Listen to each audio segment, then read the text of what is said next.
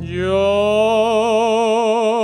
tenía un chorro de voz,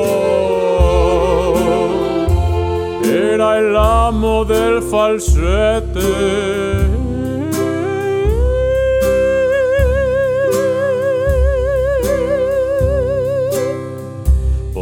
La juerga y los culetes y fumar me dio la tos y aquel gran chorro de voz.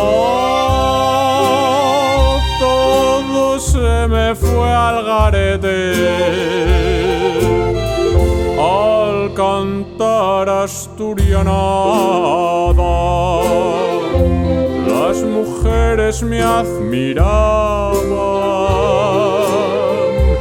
de mi voz se enamoraban, todas me querían besar, pero si hoy quiero cantar, hasta los perros me ladran.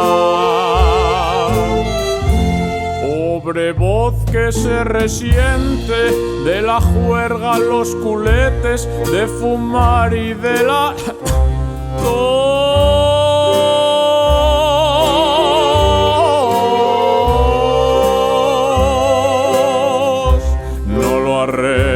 Ni la ciencia, fue muy triste la sentencia para mi chorro de voz.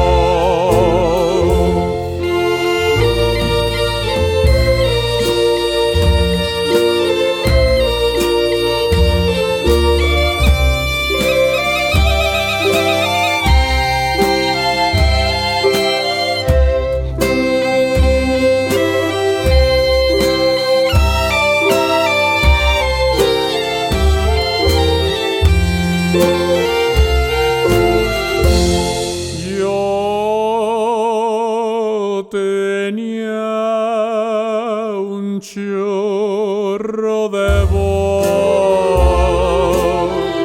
cantaba guapo y potente, y voy pa' Llanes, voy pa' Llanes.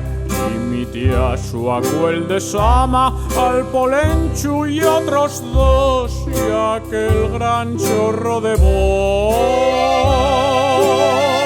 Todo se me fue al garete. Anteanoche fui a cantar, despicha una sidrería. Con la gaita no podía y empezaron a gritar que lo saquen por la puerta y que no vuelva jamás. Al que bebe y al que canta se le pudre la garganta y después viene la tos.